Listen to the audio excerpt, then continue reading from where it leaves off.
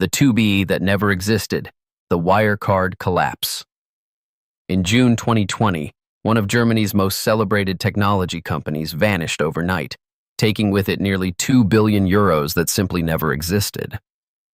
Wirecard AG, once hailed as Germany's fintech darling and a direct challenger to Silicon Valley payment giants, collapsed in the span of 72 hours when auditors discovered that 1.9 billion euros supposedly sitting in bank accounts across Asia were nothing more than fabricated numbers on balance sheets.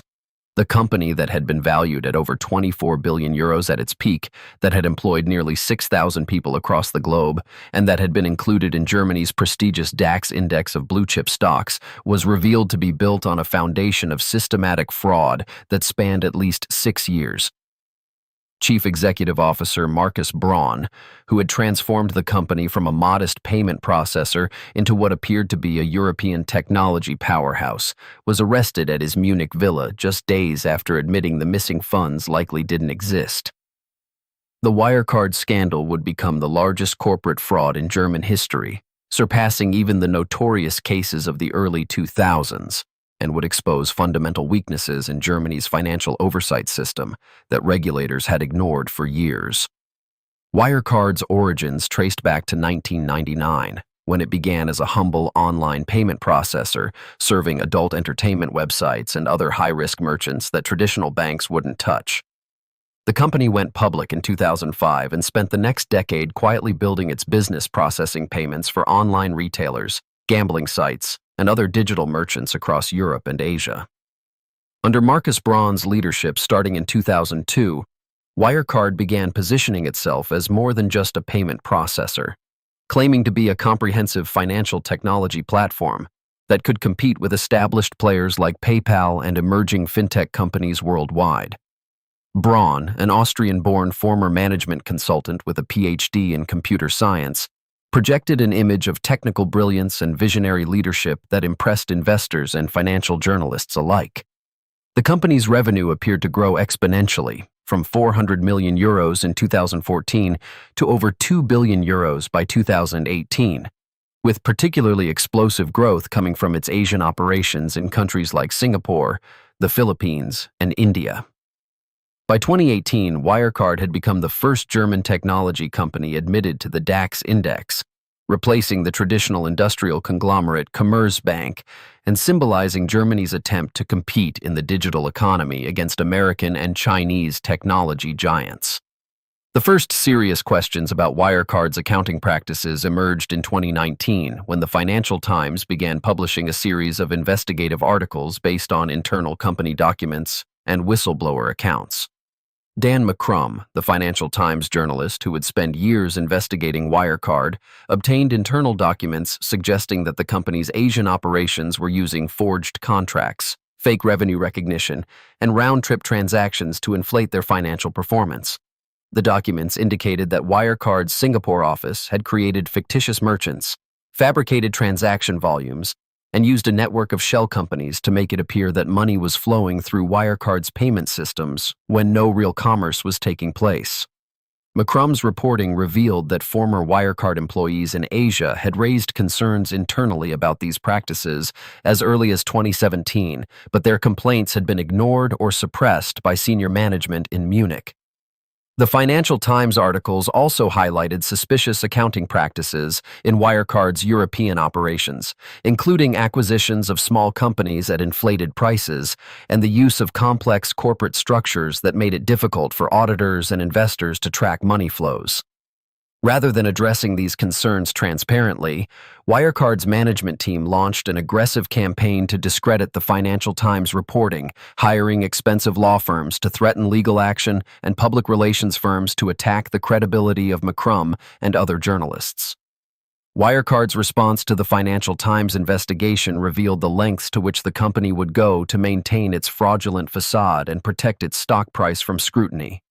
The company hired Raja and Tan, one of Singapore's most prestigious law firms, to conduct what it claimed would be an independent investigation into the allegations. But the law firm's report largely exonerated Wirecard, while acknowledging only minor procedural irregularities. Wirecard also retained FTI Consulting, a global business advisory firm, to review its accounting practices, and this review similarly found no evidence of systematic fraud, despite the mounting evidence presented by the Financial Times.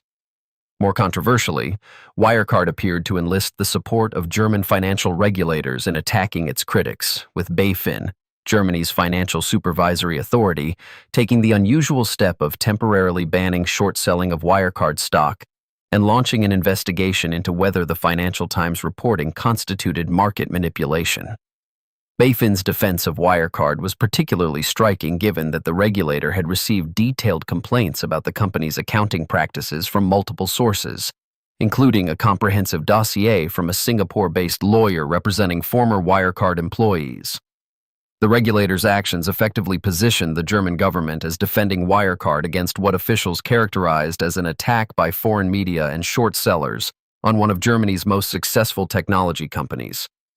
As external pressure mounted throughout 2019 and early 2020, Wirecard's internal operations became increasingly desperate and chaotic as executives scrambled to maintain the illusion of a profitable, rapidly growing business. John Marsalek, Wirecard's chief operating officer and Braun's closest deputy, emerged as the apparent mastermind of the company's fraudulent Asian operations, frequently traveling to Singapore, the Philippines, and other countries where Wirecard claimed to be processing billions of euros in transactions. Internal emails and documents later revealed by prosecutors showed that Marsalek had created an elaborate network of shell companies and fake business relationships designed to generate phantom revenues that could be reported to auditors and investors in Germany. These schemes involved creating fictitious merchants who appeared to be processing large volumes of payments through Wirecard's systems, complete with fake transaction records and forged documentation that could withstand casual scrutiny from external auditors. To make these fake transactions appear legitimate, Wirecard would transfer money between various accounts and subsidiaries, creating the appearance of business activity while simply moving the same funds in circles. The company also began acquiring smaller fintech companies at grossly inflated prices, using these acquisitions to justify revenue growth and to absorb losses from its fraudulent operations while making it even more difficult for outsiders to track the source of reported profits. The house of cards finally began collapsing in early 2020 when EY, Wirecard's external auditor, demanded verification of the cash balances that supposedly supported the company's reported profits and growth. Wirecard claimed that 1.9 billion euros, representing nearly half of the company's reported assets, were held in escrow accounts at two banks in the Philippines, where the funds were supposedly securing Wirecard's merchant processing operations in Southeast Asia. However, when EY attempted to verify these balances directly with the banks, they encountered a series of suspicious responses and documentation that appeared to be forged. The Bank of the Philippine Islands and BDO Unibank, the two institutions where Wirecard claimed to hold the funds, initially provided what appeared to be confirmation letters, but when EY pressed for more detailed verification, both banks denied that Wirecard held any significant deposits with them. Internal Wirecard emails obtained by prosecutors later revealed that company executives had been frantically attempting to create fake bank confirmations and had even discussed trying to bribe bank officials to provide false documentation to the auditors. As EY continued to press for verification throughout the spring of 2020, Wirecard's stock price began declining sharply, and the company was forced to delay publication of its annual financial statements multiple times, claiming that the verification process was taking longer than expected due to complications related to the COVID-19 pandemic. The final collapse came with stunning speed in June 2020, as Wirecard's carefully constructed facade crumbled within a matter of days under the weight of its impossible lies. On June 18th, EY refused to sign off on Wirecard's 2019 financial statements, stating publicly that they could not verify the existence of 1.9 billion euros in cash that represented nearly a quarter of Wirecard's balance sheet. The auditor's statement sent Wirecard's stock price into freefall, losing over 60% of its value in a single day, as investors realized that Germany's fintech champion might be built on fraudulent accounting.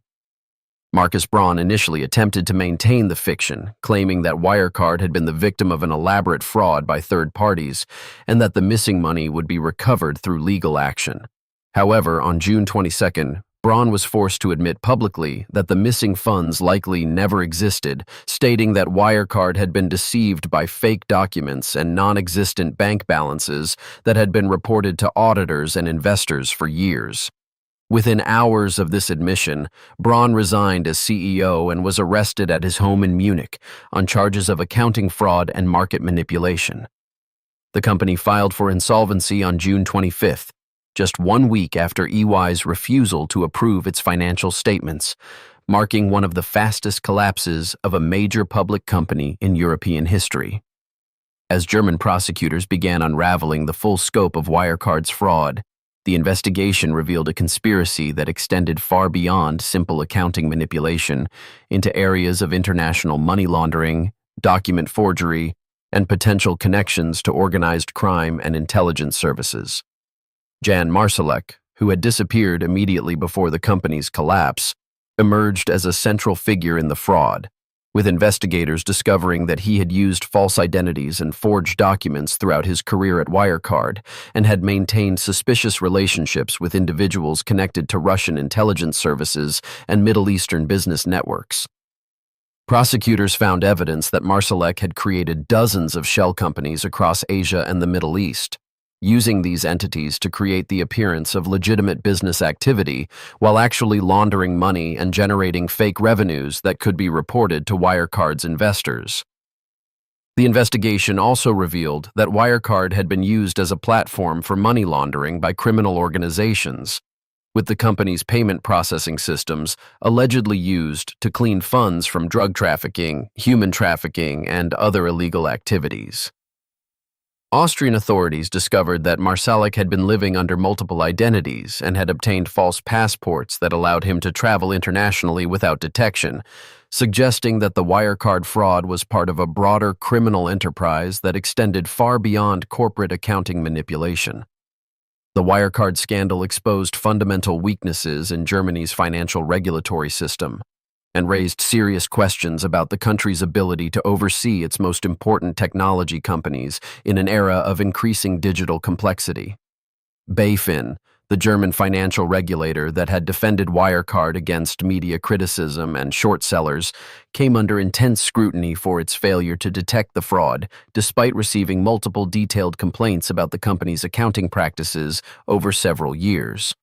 Parliamentary investigations revealed that BaFin officials had been more concerned with protecting Germany's reputation as a technology hub than with seriously investigating allegations of fraud, and that the regulator lacked the technical expertise and investigative resources necessary to oversee complex fintech companies effectively. The scandal also highlighted the inadequacy of Germany's audit system. As EY had approved Wirecard's financial statements for more than a decade, despite the systematic fraud that prosecutors later determined had been ongoing since at least 2015. Multiple whistleblowers came forward after Wirecard's collapse to reveal that they had attempted to alert authorities, auditors, and journalists about the company's fraudulent practices for years, but their warnings had been ignored or actively suppressed by a system that was more interested in promoting German technology success stories than in ensuring financial transparency and accountability. The human cost of Wirecard's collapse extended far beyond the billions of euros lost by investors, affecting thousands of employees, customers, and business partners who had trusted the company's claims of technological innovation and financial stability. Nearly 6,000 Wirecard employees worldwide lost their jobs when the company filed for insolvency, with many of them having invested their retirement savings in company stock that became worthless overnight. Hundreds of small businesses that had relied on Wirecard's payment processing services found themselves unable to accept credit card payments or access funds held in Wirecard accounts, forcing many to seek emergency financing or face potential bankruptcy. The collapse particularly devastated Germany's fintech ecosystem, as investors became deeply skeptical of European technology companies' financial claims and significantly reduced funding for German startups in the payments and financial technology sectors. Markus Braun was ultimately sentenced to 11 years in prison for his role in the fraud, while Jan Marsalek remained at large, with international authorities believing he had fled to Russia or another country without extradition agreements with Germany. The Wirecard scandal became a watershed moment for German business culture, forcing a reckoning with the country's traditional deference to corporate authority and highlighting the need for more aggressive financial oversight in an era where technology companies could create billions of euros in phantom value through sophisticated accounting manipulation and regulatory capture.